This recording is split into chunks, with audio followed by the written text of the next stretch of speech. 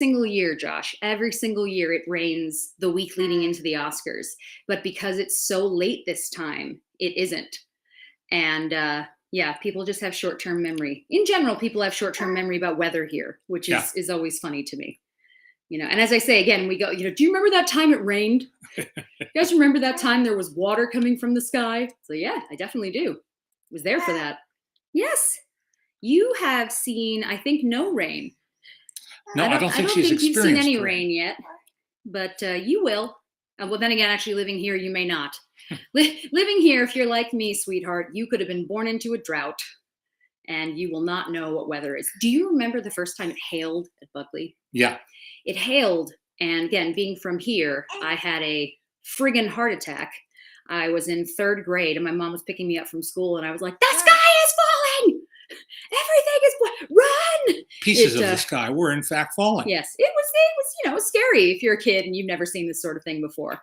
So I do like that you can just see her little head. So my husband is working, which means that I have this one pretty much full time at this point. And she has passed from the, I just like to sleep and snuggle phase to entertain me now or else. And so I've been learning to entertain. As I say, she just turned 5 months, which I can't really believe. I don't know where that time has gone. And character, she has a big personality. Parents, yeah, right. Where did she get She that loves from? her grandparents very much. They are her favorite, which I understand. So I'll stand, now that I've made sure everything is working, I will stand her up. And she does like to stand. She's a big fan of standing. Yes. Big fan of standing. Yes, Hi, Daisy. Bubba. So yes, for those of you who do not know, this guy here is Leonard Maltin. I am Jessie Maltin. This is Daisy Maltin Hadfield. She is my baby. She is 5 months old. She is my granddaughter, and I'm a proud grandpa. She is adorable, aren't you? Yes. Yes. And yeah, this is us on Oscar Sunday. It's all a bit crazy and strange because everything is not the way it usually is. Yeah? Do you see yourself, my honey? Oh my goodness. Oh my goodness. She's been paying attention to television screens. She's definitely a Maltin. She is like anywhere that there is a TV screen, she will find it and be very excited about it. Yeah, I know. Yeah, that's you. That's you, honey bunny. Ready for another? Not yet. Let me get to a point where I sleep through the night and then we can discuss. But right now, no. But yeah, it's amazing to watch them grow. And I got really emotional yesterday. I was playing music for her, Disney songs. I made a little playlist of Disney songs. Yeah. And I was singing along and she was bopping to it. And I just thought, oh my God, I'm sharing something really special to me with my kid. That's wild. You know? 1 second. I'm going to hand this to you so I can put a pillow underneath her. All right. It's all maneuvering with babies. This is what I've learned. Also learned that I just get to be hot all of the time. Okay, my honey. Ready? And kerplop. So yeah, it is indeed Oscar weekend. Today is Sunday, meaning the Oscars are today. And it is an incredibly strange year, as last year was an incredibly strange year. Let's talk about where we were last Sunday. Where were we last Sunday? The CCA. I don't remember anymore. We did that already. We already talked about that. That was two Sundays ago, Daddy. That was 2 Sundays ago? We have no sense of time anymore. No. There is no time.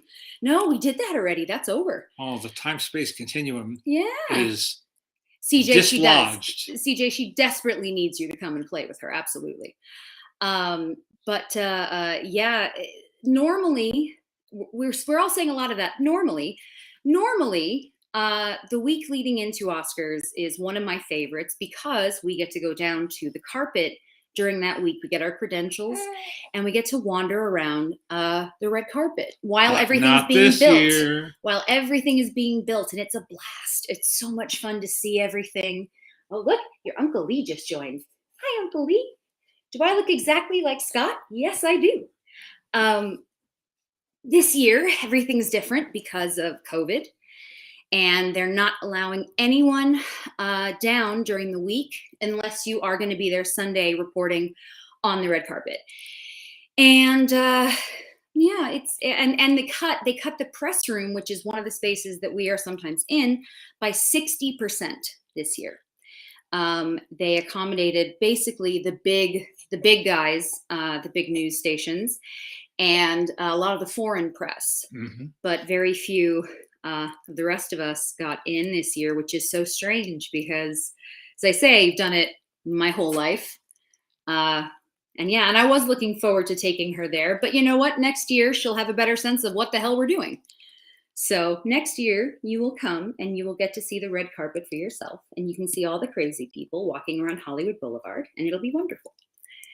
But tonight, or I should say in a few hours, yes, Oscars shall start. I know I said this many times before, but just to reemphasize, one of the biggest adjustments in moving from New York City to LA was that the Oscars take place in daylight, or begin to take place in daylight. Yeah. Whereas at home, when I was growing up, it was a school night. It meant staying up late. Yeah. And not no more.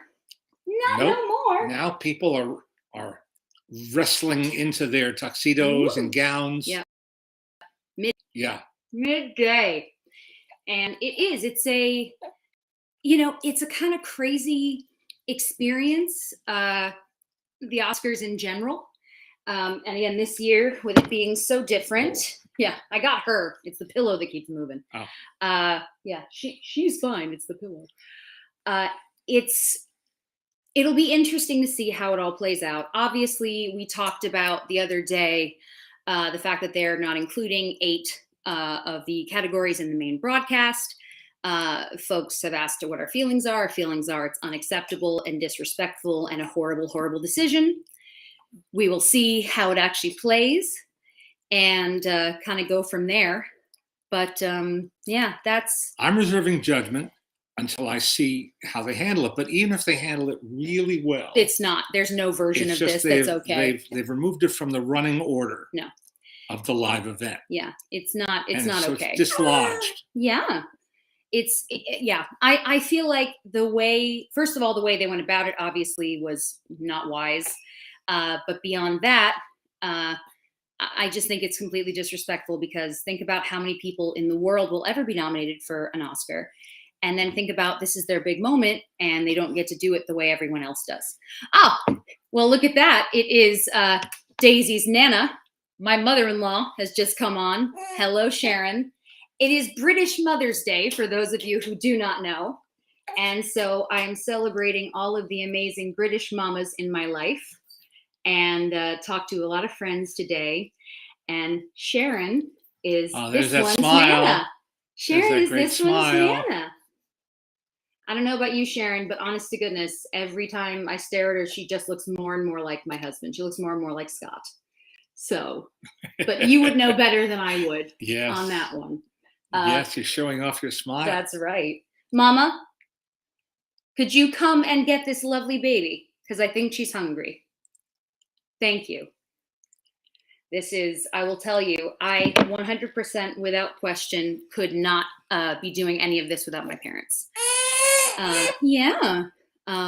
Because they help with everything. And my mom, oh, I know, Grandma's going to come.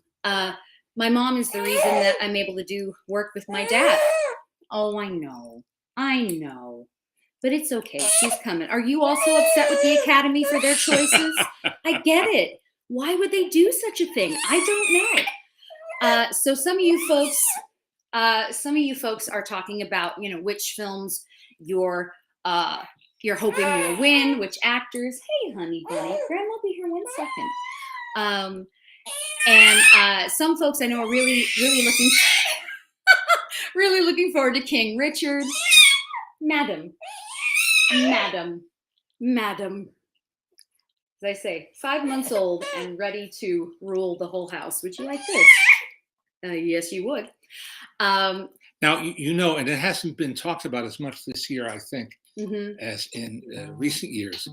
But the Best Picture race, which is now expanded to 10, it had the capability of being 10 in recent years, but usually stopped at 8 or 9. Yeah.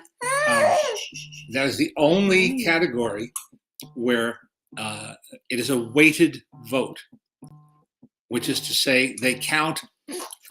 She's listening to you. They count all the ballots where a given film is first choice.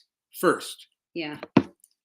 And then once they've gotten through that count, they count all the ballots where a given film is second choice. Which is all very strange. This whole concept is a bit strange. Yeah. So whereas it used to be that for decades it was 5 candidates. I'm going to take her to her grandma. For decades, it was 5 slots open for Best Picture, and which meant that you could win with, I guess they call that a plurality, 23, 24%, something like that. Hardly a mandate, but it's the way it goes. You know, when you think about a presidential race in our two-party system, or antiquated two-party system, and whenever there's a third candidate, they call that person a spoiler. So what do you call it when there are 5 candidates for the title of Best Picture? I don't know how to figure these things. And I still, with my college degree in hand, still don't understand exactly how the weighted. There are some YouTube videos that explain this very clearly. And I've watched them, and I've paid attention to them, and I then sort of immediately forget what I've supposedly learned. Anyway, got new math, exactly. It's like new math, somebody suggests. But that's the one category where things don't operate as conventionally as you might hope, or as you might think. Anyway, I'm hoping that the show moves at a brisk pace, that there are moments of emotion, moments of humor, moments of illumination, where they help get across the idea of what a film editor does, what a cinematographer does, where they show us excerpts of the best performances, all the usual stuff, because that's what an Oscar show is all about, seems to me. And we have 3 hosts tonight, 3 female hosts, and they're all naturally funny. And I know they have teams of writers working with them, or have had teams of writers working with them. And of course, another big facet of Oscars is spontaneity, the unexpected. And I don't think anything is such a lock this year that we won't have some surprises. Surprises make for good television. And don't you think surprises? Success. Surprises. Yeah. Like a baby. Surprises. Yes. This is the thing. You have your Oscar pundits, right? And they say it's going to be XYZ and this person and that person and all these things. And then the reality is no one really knows. And there can be, as they say, upsets, big upsets. There can be, there's also the ones that you go, yeah, they've won everything else. So it only makes sense that they'd win this. There's also been this backlash for Coda, which I find amusing. It's like people suddenly went, no, it's a nice little movie. It shouldn't win. Look, if you like that movie and it's a good movie, it doesn't really matter if it's the most brilliant thing that ever existed. It's a good film. And I've loved the fact that the various communities, whether it's the folks who are deaf who are in the film, Marlee Matlin, who's also one of the producers, all these different things. It's been so much fun to have them around. And so people can watch, first of all, signing in real life, which is a really beautiful thing to watch. But even when Troy Kotzer has won, people go like this, which is clapping in sign language. And imagine looking out and you see that all these people are clapping for you in your language. And what this has done, it expands our world. Yep. It expands our horizons. Yeah. It could be that you don't know anybody. You've never met or spend any time with anybody who's deaf and uses ASL, American Sign Language. Or any of the various SULs. And so this opens you up to something new. Yeah. And movies can do that. Yeah. And movies do that at times. And that's a way that they affect us as a society. Is that reason enough to vote for a film? No. It's a good movie. That's a reason to vote for it. The thing that happens every year, and it is every year, there's one small film that we'll get through. And it could be something like Parasite, where people are going, I'm sorry, it's Korean. No, how could this be? People start seeing it, word of mouth, people are loving it, and all of a sudden there it is, winning a hell of a lot of awards. I wonder if we're going to see Director Bong tonight. Oh, I hope so. I don't know, with all the travel issues and who the hell knows. But it's such a, every year there is sort of this backlash because one small movie will have sort of made it, whether it was Little Miss Sunshine, or Slumdog Millionaire, or there's so many of these tiny ones that people sort of wouldn't have seen, but maybe got the boost. Right. Slumdog Millionaire, we followed that journey from its first U.S. screening at the Telluride Film Festival, Labor Day weekend, through its careful nurturing by then Fox Searchlight Pictures that kept it alive while critics discovered it, and then as audiences discovered it and word of mouth got out. Here was a film that was largely in a foreign language with no recognizable or bankable actors in it. In America. In America, yes. I'm talking about domestically. Yeah. And as they say in the trade. Because if you didn't know, Dev Patel, who's one of the leads, has been working, he's British, and he's been working for years. And he was on a very popular show called Skins. We followed it all the way from unknown film, unknown people. Everybody singing the songs, people telling us they hated it and didn't understand why everyone else liked it. And this is, as I say, this is what tends to happen. All the way to the stage of the Academy Awards, where they called everybody up from the audience and to share in that glorious moment. And they brought the kids, which was very special. You'll hear me say it a lot, I love when kids get to have special moments, especially young actor kids, because what an incredible thing to be so young. And if you're with the right people, to, as you said, nurture is the word, having someone, and that's the thing, is Danny Boyle, who directed Slumdog, he really looked after all those kids. He made a real point to look after all those kids. And when they came out and went to these various award shows, he watched them and he took care of them. As I say, I always think about what that's going to be like for them later on, knowing that this is the experience that they had. As I say, with Coda, how cool is it that Troy Kotsur has been everywhere, and that the person who speaks for him stands there, and we all get to watch this person, first of all, be funny. He's got a great sense of humor. All of a sudden, it sort of reminds people that, A, we're not that different, of course, but also that just because this person is deaf does not mean we can't enjoy them.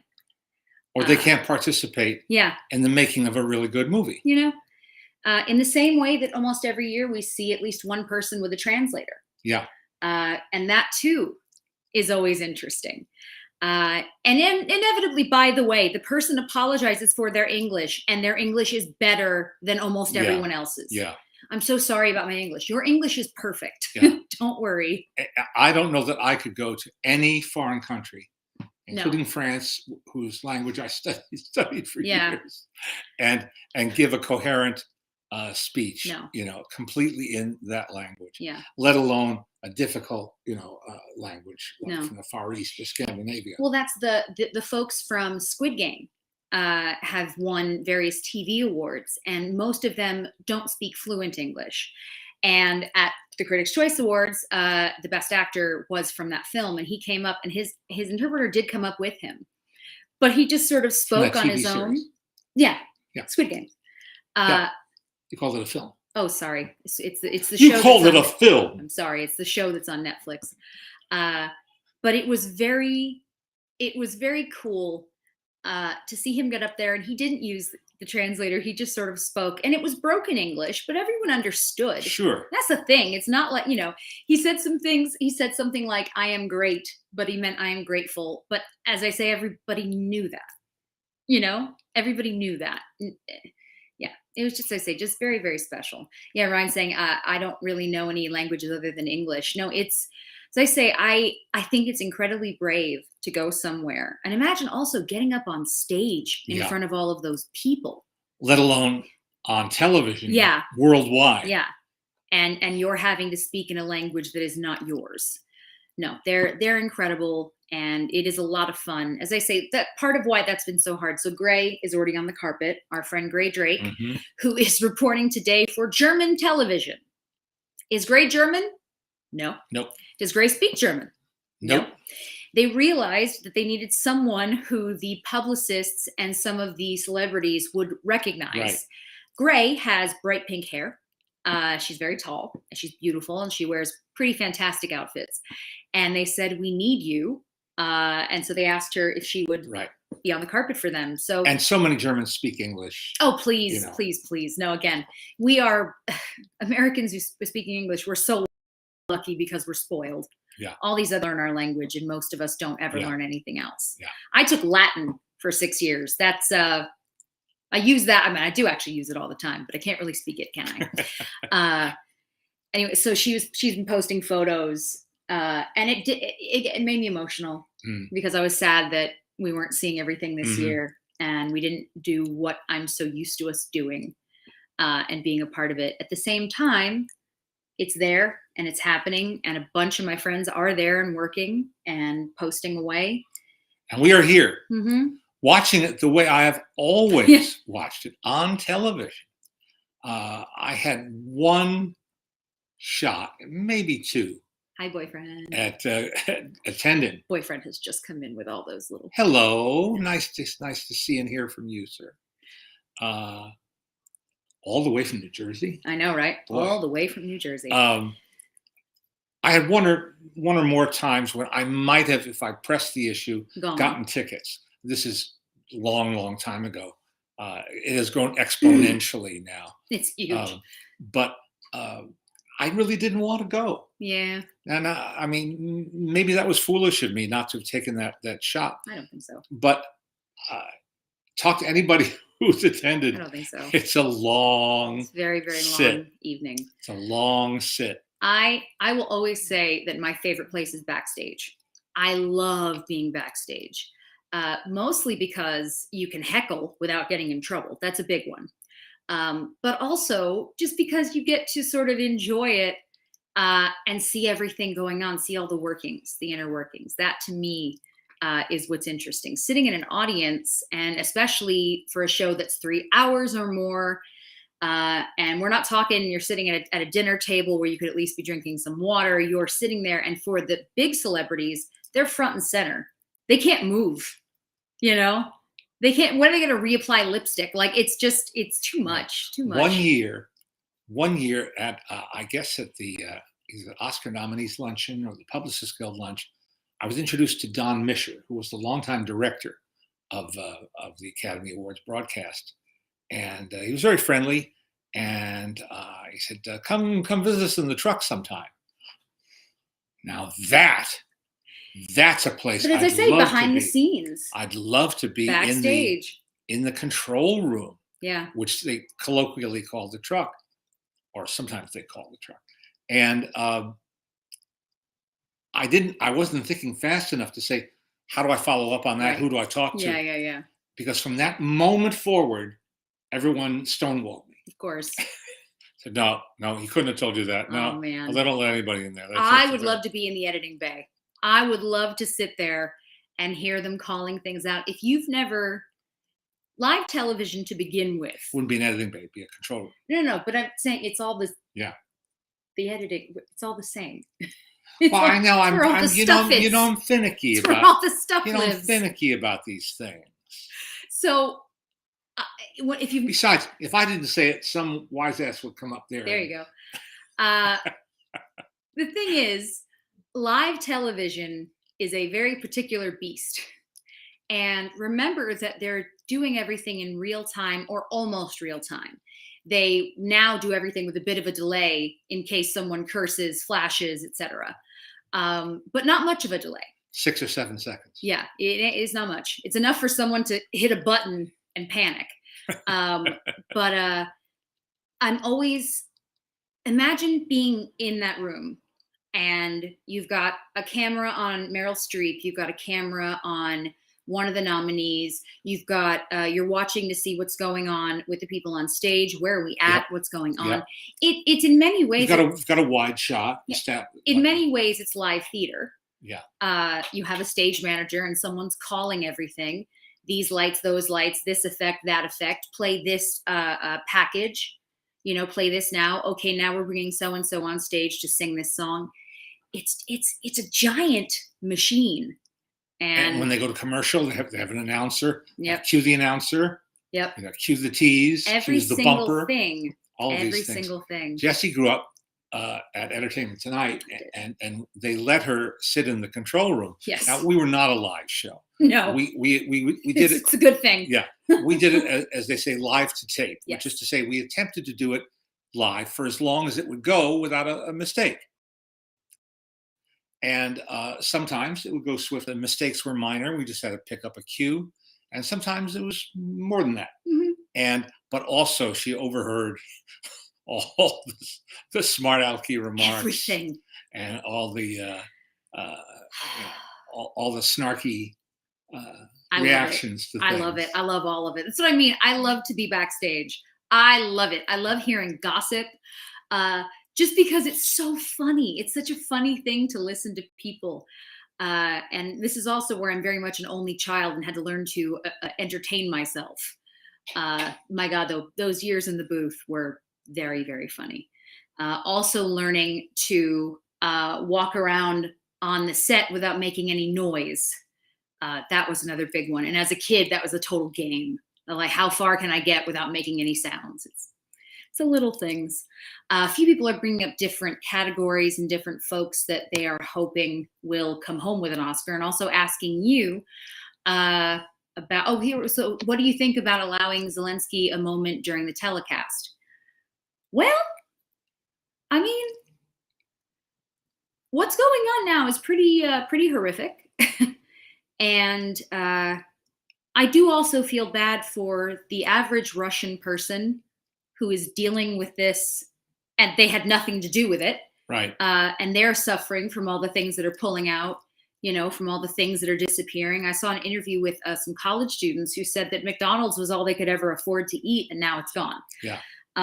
So I think that a lot of actors tend to make things a bit political, sometimes directors too. I don't know if I would do it. Because I do think that to a degree, you want escapism, but I also understand why they would. So I think everybody's going to be in different. Yeah. I hate introducing politics. Well, this is not politics. This really goes This so is a far whole beyond other politics. monster. Yeah. Yeah. This is a monster. Yeah. This is a That's monstrous the thing. thing that's going on in I don't know. world. Francis Ford Coppola made the most eloquent speech at the Publishers Guild lunch on Friday about standing up to Putin and shutting him down. And that little summary I just gave you doesn't begin to approximate how well-spoken he was and how heartfelt his words were. I wish I had a copy of that I could send to all of you. I'm sure someone has it somewhere. And if you're interested, look for Francis Coppola Publicist Guild luncheon. It took place on Friday. Yeah. What's the best gossip you heard backstage? Well, I can't tell you that, can I? I can't tell you. It would have been a cutting remark about an individual. I will tell you on more than one occasion, something has come over the radio along the lines of, so-and-so is really drunk, we have to find them. That is something I've heard a lot. All the different awards I've worked, all the different events I've worked, inevitably someone gets really, really drunk and cannot be located. Or they're just really, really drunk and need to be located to take them away so that they don't embarrass themselves or anyone else. One particular person, 1 year at Spirit Awards, because they always have the various Hennessy. When Jessie works at the Independent Spirit Awards, she has a headset on. She has walkie-talkie capability. It's all going in. And she's hearing the worst of the worst. Yeah, it's the best though. That's the thing. It's ridiculous and it's fun. This one particular actor had gone into the Hennessy tent and couldn't walk. Gotten himself to that point, and he was cognac out. Honestly, so it took me and several others to call his car and then somehow get him from point A to point B. That was an adventure, and as I say, not the first time. So mostly those sorts of things. Again, people are asking about a bunch of the different films that are going on. I have no crystal ball, folks. No, asking what you think. Yeah. Asking if you liked certain films. So, and how do you feel about Denis Villeneuve not getting a nomination? Well, that's what happened when they expanded the category of Best Picture from 5 to 10. That they guaranteed that 5 of the nominated pictures would not be represented in the Best Director category. Mm-hmm. Or for that matter, the Best Screenplay category, depending on whether they're adapted or original screenplay. So they painted themselves in a corner in that sense. Yeah. And so every year there's that. There's at least one. Yeah. Every year there's at least one where a director is nominated and not a film. Yeah. Now, for decades, the Directors Guild, the winner of Best Feature Film Director at the Directors Guild of America Awards, was a shoo-in to win the Oscars. So that means it would be Jane Campion, which is who people are predicting pretty much across the board will win tonight. And for The Power of the Dog, she would get my vote, but I'm not voting. So it's a hey, Al. I love it. Oh my God. Sorry. Various friends are popping up and it's nice to see them. The thing is, someone's going to win that everybody doesn't want to win at some point in some category. Someone else is going to lose when they should have won. Someone's going to give a speech that's too long. Someone's going to be very funny. These are all the things that happen. They just do. But without them, it wouldn't be the Oscar show. No, the other reality, though, and this is something that has always fascinated me, people generally don't remember who won the year before. And even here, so you have people killing themselves for months. Scott Feinberg, who is a fantastic writer, interviewer, Hollywood, he works for the Hollywood Reporter, a really, really good guy. Yesterday he tweeted, he's like, I'm done. I'm so done. I can't. He's like, I don't want to talk about these movies anymore. I don't want to talk about anything anymore. And that's how a lot of people feel because this was an extended award season. Yeah. And he's been on it. He's everywhere. Every day. He's exhausted. Every day. I'm exhausted watching him. So I can only imagine. But I do find it really interesting. If you ask people who won last year, you might be able to guess sometimes. You might remember. And then there's a lot of people you don't remember. And especially if we go 2 years, 3 years. So on the one hand, it is this incredible honor. Which sticks. Yeah. It's for the rest of your life. That's right. Even if you're just nominated, they'll say. Everybody says it's the lead of your obit. Yeah. It's the headline. The lead of your obit. It's the headline and lead of your obituary. When you die. Oscar-winning actor, Oscar-nominated actress. Yeah. So it's a very big deal. As I say, it's just funny. It's a lifetime credential. Yeah. I mean, here's the thing. So I remember last year, Chloe Zhao won and Nomadland and all of that. I know that did well. I happen to know the year before is Parasite, but only because of what a splash it made. I don't remember who won the rest of the things. And yes, you guys can go through and tell me who everyone is. You could also not. I'm saying in general, if I said to you, who won Best Actress 3 years ago? most people would not know off the top of their, it would take a minute. What I remember from last year was how impressed I was with Ariana DeBose, who hosted the pre-show. She had such poise and seemed so natural and effortless in greeting, the various guests and all that. And I said, "Who is this woman?" Yeah, it helped that she knew a lot of them. And I think for her sake, made it a bit easier. Well, yes. No. I mean, you could tell when she started, you could tell she was nervous. Yeah. At the top of the show, she was nervous. And you could see she was sort of hoping she was going to do well. And then the reality is, because she's so nice and she wasn't asking stupid questions, she was sort of fangirling in the best possible way. Everyone just kind of enjoyed talking to her. Yeah. Which I thought was really lovely. And this year, she's a nominee for, and she's won, if not everything, almost everything, a lot. So that's my takeaway from last year. Yeah. Becoming acquainted with her before I saw West Side Story. I also remember that they kept doing really artistic angles and weird lights, and my mom and I kept going, "Just turn it. You can just be normal. It's okay. You can just have a regular camera. It's fine." Let me see what some of your other questions are, my friends. 1 second. Questions? Other questions? Questions. Well, so what? Okay. Well, the first one, obviously, that's repeated is, what would you like to win for Best Picture? Well. Oh, boy, Ariana was the leading player in Pippin on Broadway. Oh no! If I were a theater goer in New York, I would be well acquainted with Ariana. Yeah. From her work there. Yeah. But I'm a host now, and I don't get to see Broadway very much. But you make up for it, my love, which helps. That is so. I thank you for clarifying. I do have a husband, but I more importantly have a boyfriend, and I've had this boyfriend for 10. God, how long have we? How long have we been in love, boyfriend? 15 years, something like that. Yeah. And he is a producer on Broadway, and I could not be more proud of him. So, some of your questions. I asked people what some of their favorite Oscar-winning films are in general. Jenny says Amadeus. Woo. I remember seeing that as a kid and being absolutely terrified. That was terrifying to me. Let's see. Coda. Victoria hopes that Coda wins for Best Picture. Fingers crossed on that one. Jonathan says, do you have a favorite Academy Award-winning cartoon from the golden age of animation?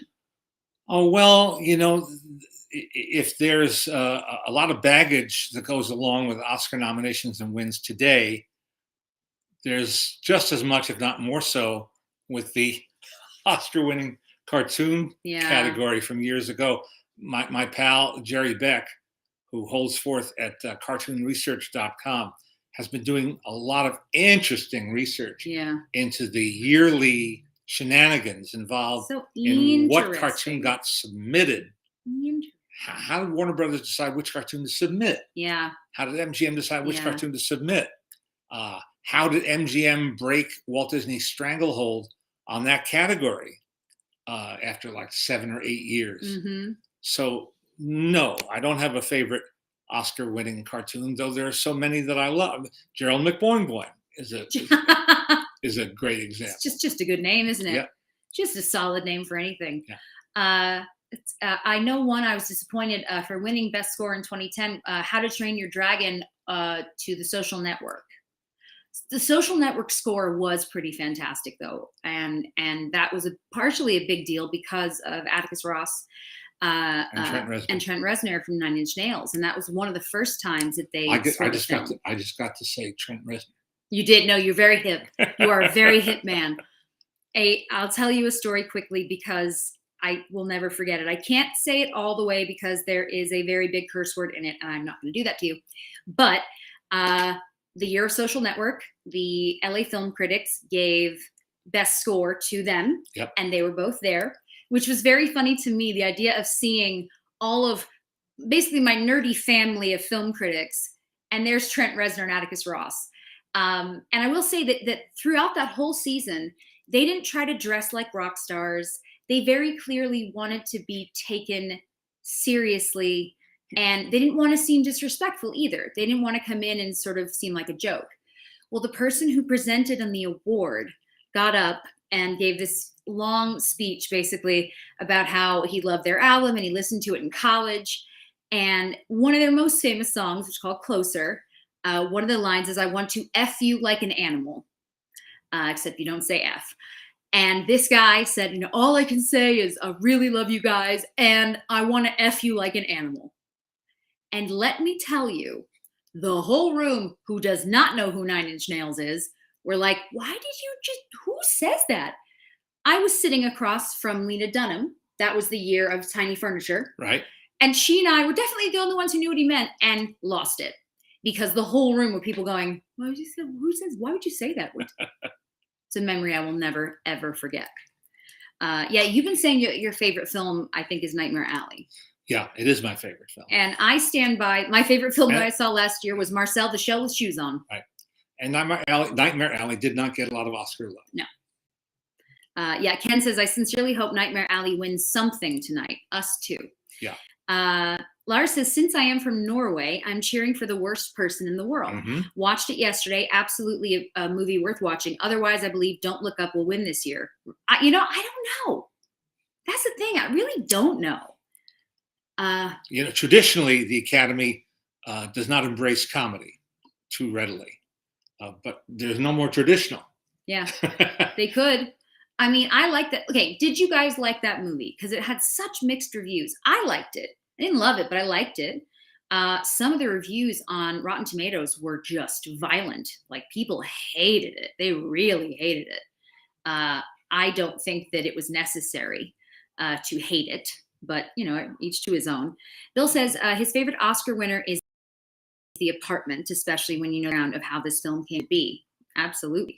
Great film. Eric says, one of my favorites, Ordinary People. The worst thing that happened to that movie was winning Best Picture and Director, since it was up against Raging Bull, and it has never been forgiven for overtaking that masterpiece in the Oscar sweepstakes. Interesting. That's true. It's also true of my old sentimental favorite, Cecil B. DeMille's The Greatest Show on Earth. Yep. Which won instead of High Noon, and instead of Singing in the Rain, which didn't get nominated as Best Picture. So, but I love The Greatest Show on Earth. Yeah. You don't have to, choose one or the other. I always say, if you don't believe in the luck of the draw, then how else can you explain Al Pacino losing 7 times the Best Actor Oscar for The Godfather, Dog Day Afternoon? It's who you're up against. All of his classic, unforgettable performances. But in each case, he was opposite somebody. Yeah. That made a tremendous impact that particular year. There's no hindsight. No, you can't vote with hindsight. It doesn't exist. Ricky says, I think Robin Williams should have won for Mrs. Doubtfire. I'll tell you, Robin Williams was so special, and I think that he could have won for many things, because he just. We often talk about how comedians can be some of the best dramatic actors. Whether that's because they're tapped into something, I don't know. But as funny as he was, he could be a very beautiful, dark actor, and then also be quite terrifying in some of the movies that he did that were scary, where he's meant to be scary. He's great. 1 Hour Photo is terrifying. Yes, The Fisher King. Mm-hmm. Oh yeah. So many great performances. Tons and tons and tons. Yeah, amazing. Matt says, question for Leonard and Jesse. Do you have a favorite / emotional Best Picture win that has special personal meaning for you? Out of Africa, 1985 is mine, not because I think it's the best of that year per se, but watching the cinematography and seeing the character's journey as a teen, inspired me to want to be a painter / artist and also connect with the world in an impactful way. Movies can be powerful. Absolutely, yes, they can, and I'm glad that you had that experience. It sounds like a very resonant and productive experience out of that film. I can't think of an example for me offhand. I think the closest is when we do meet people at film festivals early on, and then you follow them through the course of months where maybe they start to gain steam. You start to sort of have a horse in the race. You know, if you've met a director who you love, or you've met someone, or you saw a movie and you thought this is really good, and you saw the actors together, it can make you go, "Gosh, I really hope they win." And when they do, it is very exciting. Yeah, but as having a personal stake beyond that, I don't really know. I can't. I don't think so. But it's. I mean, but obviously, movies are powerful. Yeah, and they're such a huge probably be part. A foreign language film. I have a feeling. Victoria says, "I know how you feel about relegating technical categories, but don't you think having 10 Best Picture nominees is just as bad for Oscar credibility?" You know. So first of all, again, it doesn't have to be 10 because of this whole this year it did. Had to be 10? This year they said, yeah, there will be 10. Oh, they've changed the changing of the rules. And in the old days, they had a variable number too. If you look at the I know. Nominee list from the late 30s, early 40s, it was quite large. I don't know. I think in some ways it's nice because a movie that maybe isn't otherwise recognized has a chance to at least get its name out there. Mm-hmm. You know, maybe something that wouldn't win Best Actor, Best Director, Best whoever, but is a really good film. Maybe it gets noticed. That's always my hope. Kevin Maynard says, "The movie that broke my heart, and I don't even think it got Oscar nominations, was Half Nelson with Ryan Gosling. Man, as an idealistic teacher who succumbs to drugs, reminded me of my dad. What an underrated film." Well, first of all, you know we love and we miss your dad. But also, yeah, that was... Yes. There are a number of those indie films. Ryan Gosling has done a number of those those indie films that are so good. What's the one with the mannequin? What's the one where he falls in love with the mannequin? What's it called? You know what I'm talking about? Hitting me on the wrong day. Okay. But I'm thinking about Anna Boden and Ryan Fleck, who made that film, who are now working in streamers, working on streaming television, high-end television shows. The Real Girl. Thank you, Becca. Yes, Lars and the Real Girl. If you haven't seen that movie, it is definitely offbeat. Talk about a sleeper. Definitely offbeat, but man, I think it's a really beautiful movie. It's a really beautiful movie, and I always recommend it to people as one that definitely a lot of folks missed. Deb says she's pulling hard for Coda and Andrew Garfield. And I get that. Andrew Garfield, at the very least, we know that even if Andrew Garfield doesn't win this year, he will win an Oscar at some point. You know, don't doubt that he will be nominated many more times. And I do not doubt that he would, 100%. Same thing. So I don't know if you guys have seen, but Lin-Manuel Miranda will not be going to the Oscars tonight because he and his family arrived here in LA and his wife tested positive for COVID. He and his sons have not, thank goodness, but just because you have to be careful and these different rules that they've put in place for this reason. He's now been exposed. He can't go. Yeah. So he's decided not to go. Yeah. There too, though, I will say, Lin-Manuel Miranda he's going to be nominated a lot. He'll be back. He's already mostly an EGOT. He's 3 for 4, and I think he will be one in the not too distant future. But yeah, I mean, they're just trying, everybody's just trying to be careful. And because so many people did get sick from BAFTAs, they're really watching so that, you know, nothing bad happens. You don't want to be the place where all of a sudden everyone gets sick. Nobody wants to be that guy. Garfield had a great year with Tick, Tick, Boom and The Eyes of Tammy Faye. Yeah, talk about two completely different performances too. Yeah. I didn't love Eyes of Tammy Faye. I wanted to like it more than I did, but they're both very good in it. It's one of those where everyone in it is good. I just didn't love it, especially if you're like me and you know the documentary well. That's kind of tricky. But we don't. Jonathan says he doesn't want James Bond to win for Best Song. Who knows? It could be We Don't Talk About Bruno because absolutely everyone is singing it. That's not nominated. Isn't it? Oh, they're just performing it. That's they're performing right. it. That's right. That's another way of pandering just because to the public. They want to.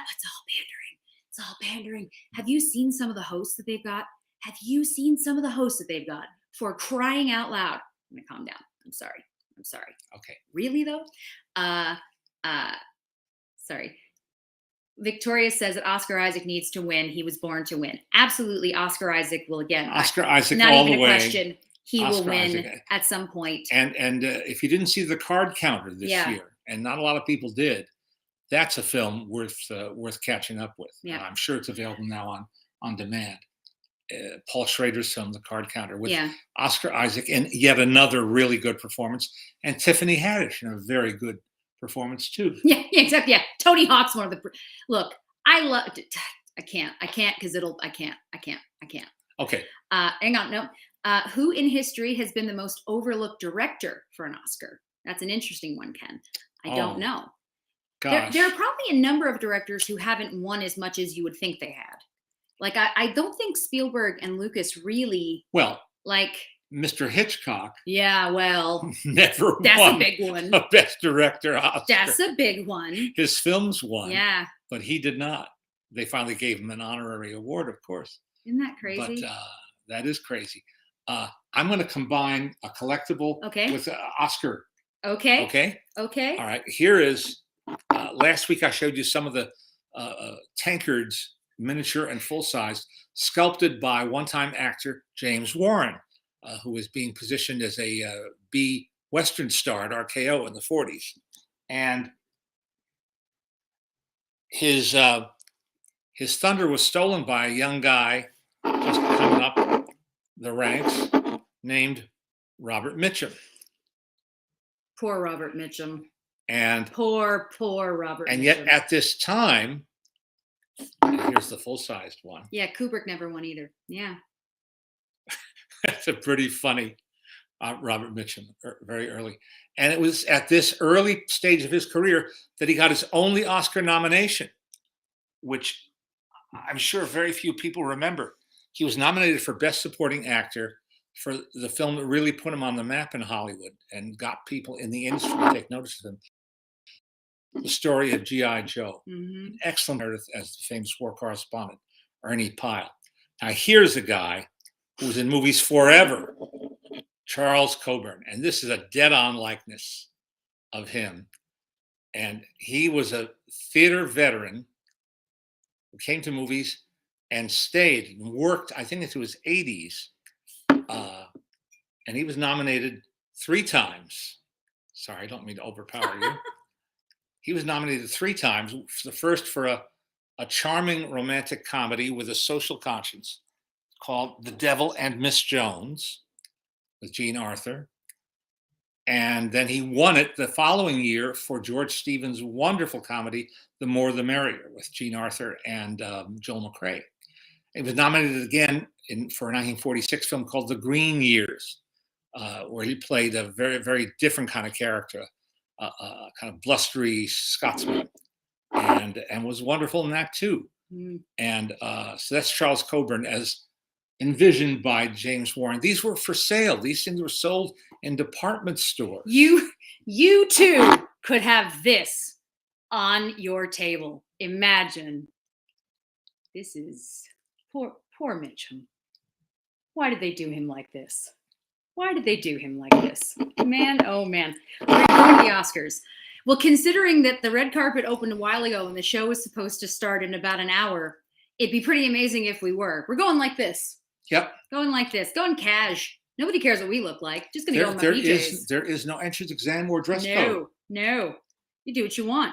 All right. Ryan says, are there any films, actors, animators, or directors that don't have a documentary about them that you wish there would be? So many. Lots. So many. Lots and lots and lots. And the problem is that so many of them, if you go back just 30, 40 years even, the colleagues, family members, immediate family members, eyewitnesses are mostly gone.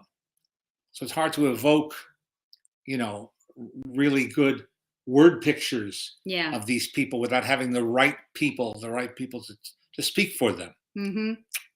But no, there are so many. There are a number of musicians that I wish had them. There are a number of actors. Now, I'm lucky because I have him. So usually I'll go, tell me about blank, and then he does. But well, the Criterion Collection, though, does, I think the word is dig up. Yeah.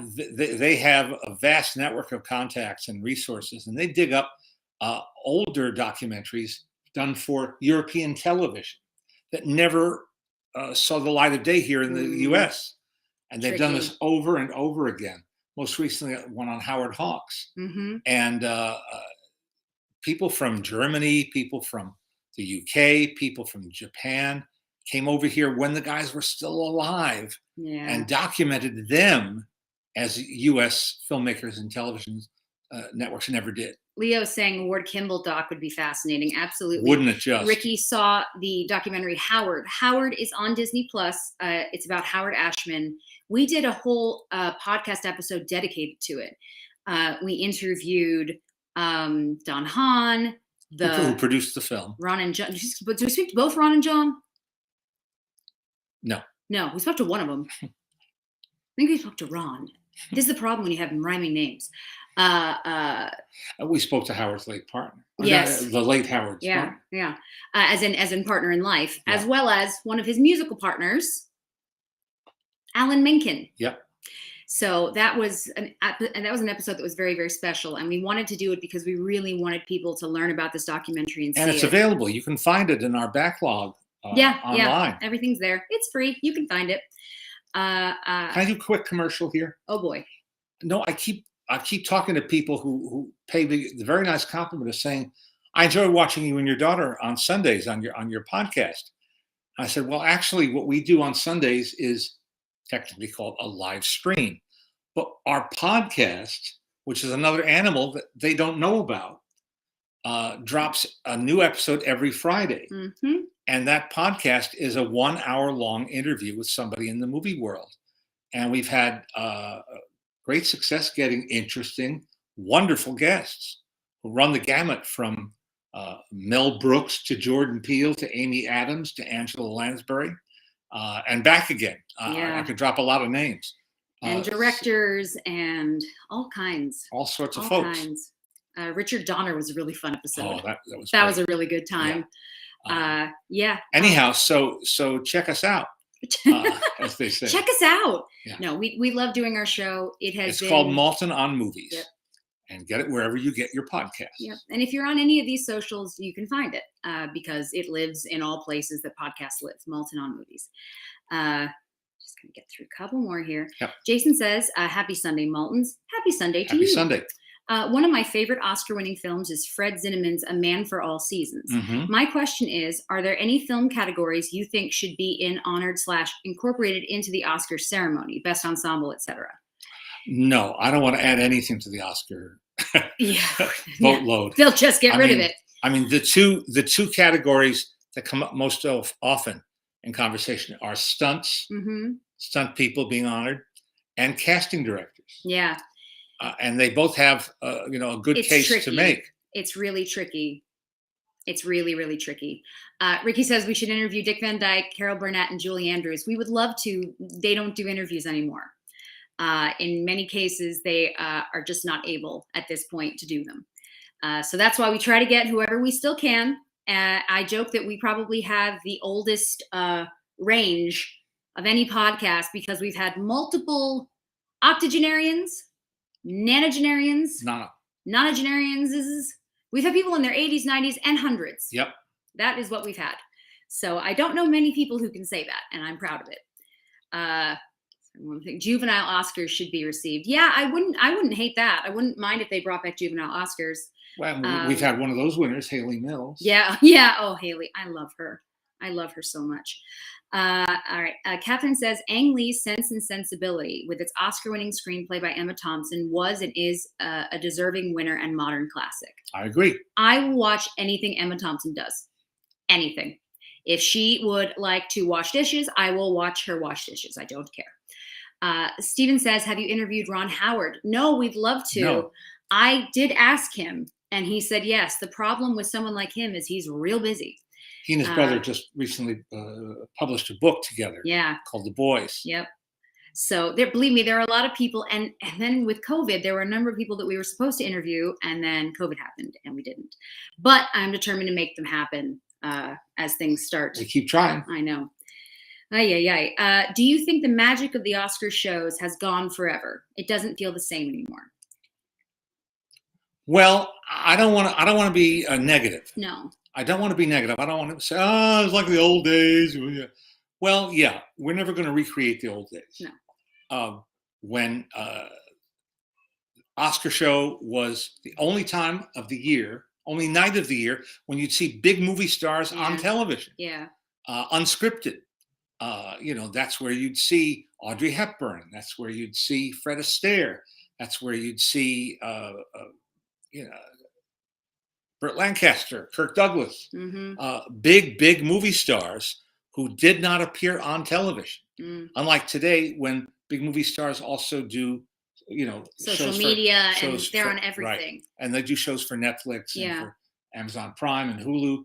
So they're more available, and they're not kept on a pedestal as they once were. So that's why that patina of and it's not just a rose-colored memory. It was different. We have interviewed Richard Sherman. We interviewed Richard Sherman many years ago, and we just got to see him the other day. Yes, we interviewed Richard. You can find that show. I would say that, yes, things are very, very different. At the end of the day, though, it's still an Oscar, and it is, of the awards especially, one of the only ones that carries a certain kind of weight. History, tradition, continuity. Yeah. Those are the three qualities that I think separate the Academy Award from all other contenders in the category. They're the ones who have all of that behind them. They gave them out for the first time in 1929, and they don't give out that many. No. And there aren't that many out there in captivity. And Pat Morrison did a very funny, sort of ironic, funny story about what's happened to various Oscars. It's amusing to see where they've gone over the years. But they're a rare bird. They're rare birds. There aren't many out and about. That's because it means something. There's real meaning to winning an Academy Award. There's great meaning to being nominated for an Academy Award. Yeah. And even more so if you win. So that isn't going to go away. And whatever fumbles they may have made this year are not going to kill the Academy Awards, though sometimes it seemed as if they were bent on doing that. But I think when things when things calm down a bit. So someone responded to that and said, movies aren't magical anymore, in my opinion. So I think that extends to the Oscars. Yes. Well, that was the subject of a New York Times editorial that ran a couple of days ago called, the headline was something like, this isn't the end of the Oscars, it's the end of movies. Sorry. Nick says fumbles is putting it gently. Yes. Sorry, go on. This writer said it's the end of the movies as we knew them. And he's not entirely wrong. He makes a very strong case based on recent behavior, based on how we've all responded to the pandemic and the lockdown, and based on how that's changed our movie going and television watching habits. Yeah, it's all true. You can't deny it. I mean, we live in a different world, and the world is continuing to change, day by day, week by week. So who knows what lies ahead? But I choose to be cautiously optimistic. Let's put it that way. Our friend George says, what is Alice cooking to eat while watching? First of all, it's hilarious that you think she cooks. Second, we're just waiting for one of your cheesecakes. That's all I want. It's true. Everything is very, very different. And obviously we talk about that in our house a lot because it's hard. It's hard when there are things that you've loved and you've watched them change significantly. And this is true in anything. This is true in life. This is true in absolutely any part, of the world. It is difficult because there are so many things that I grew up with and loved. And so I'm one of the last of a certain generation that's going to remember some things. Remember when things were a lot more pleasant and not as intense, and when people were nicer to each other, even within the industry. So it is hard. It's hard. And obviously movies now, because in one way I love behind the scenes. On the other hand, sometimes I wish people would just let it be magic if that makes sense. I don't want to know absolutely everything. I want there to be some mystique. And that's what's fun. We always say one of the most fun things about going to film festivals is seeing movies and knowing nothing about them. Yeah. You read, a 2-sentence blurb and you go, yeah, all right, let's do it. That to me is the most fun. And that will always be where I find fun. And going to film festivals around the world and getting to meet filmmakers from all over the world. That is where I find joy, because you see people who this is their passion. This is what they love. And then sometimes you see them on the Oscar stage. That's right. And then sometimes they make it there, and it's a really beautiful thing. And that, you do, again, you have this sort of rooting, you're just excited that they've made it. Some criticize, but this ceremony feels as sacred to most as anything else, a celebration of creativity and bold choices. It rises and falls like most epics, but let us not forget its legacy and spirit for making us happy. No question here, just a thought to keep it burning brightly. Well, thank you. Well said. Very well said. Yeah. And that's how we feel in this household. Irreverence has its place. And even at the Oscars, you can be irreverent at times. Yeah. But I don't want to pull the rug out from this 90-some-year-old tradition, or cheapen it in any way. I don't want to see it cheapened. I really don't. And I hope that they're able to maintain. I think that's what's hard about this year, is that they have. Mm-hmm. This year, they've done a lot of things. Mind you, it's not the first time. But I feel like this year is when they sort of went ham on the stupid decisions. And that is what I find frustrating. I'm trying to keep an open mind. I know you are. But I'm my mother's daughter, and I am not. No, at the end of the day, we're going to watch. And I am going to be thrilled for everyone who wins and hearing their speeches. I wish that I wish that everyone was included the way they should be, but whatever.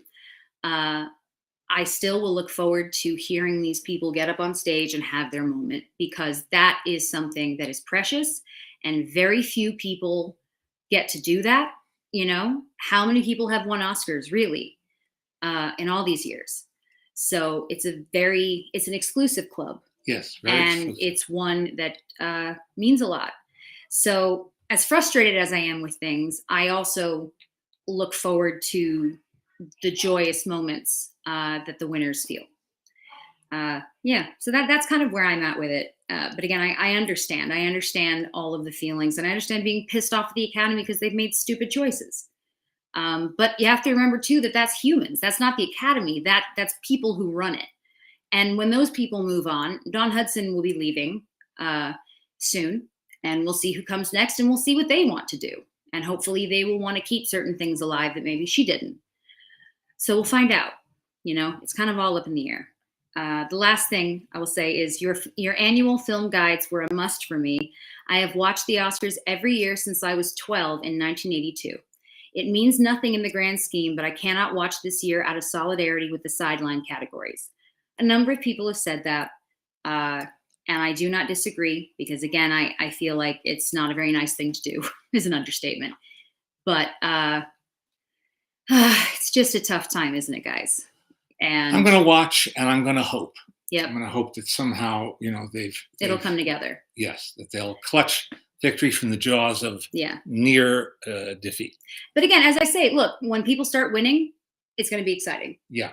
And when you see people get up there and they get to make their speeches and thank their families, and someone's going to cry, as I say, it's going to be special. So the Academy, no matter how screwed up they are, that's something that even they can't take away.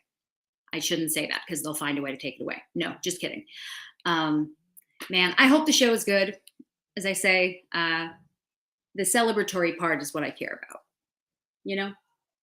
And yeah, we'll be sitting here. Someone earlier said that they remember us doing Hot Mic a few years ago. That was fun, except my mom and I get in trouble a lot because when we're not censored, it's dangerous. Anyway, here's hoping it's a good show. Yes. And that they make good choices, which means choices that we agree with. That. As always, my friends, we will be back next Sunday when it is not the Oscars and everyone has taken a deep breath, which would be nice.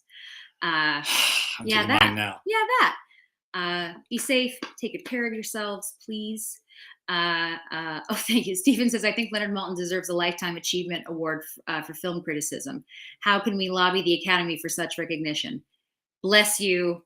I can only dream of such things. It's a lovely thought. Thank you. Yes. I am getting, however, the essentially a Lifetime Achievement Award TCM from Turner Classic Movies. Yeah. At the TCM Classic Film Festival 1 month from now. Yep. So that's exciting. And that's very exciting. That's exciting for us. Very Things to look forward to.